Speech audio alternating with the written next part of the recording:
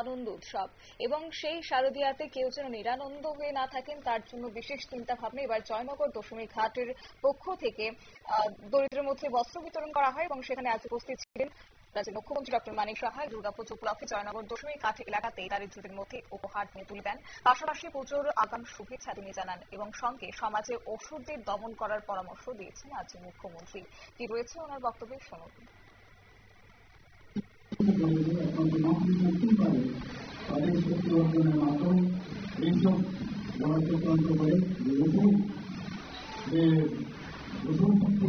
শক্তি পাওয়া যায় তাদের মাসা মানুষ থাকে তাদের থেকে দ্রুত ভেদার জন্য তেমনি কিন্তু আমরা প্রতিরোধ করে সবাইকে অসংখ্য ধন্যবাদ। নমস্কার।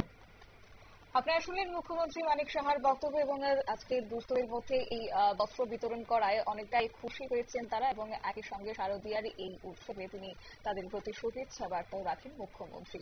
নিয়ে ছোট্ট একটি বিজ্ঞাপন বিরতির সঙ্গে থাকুন।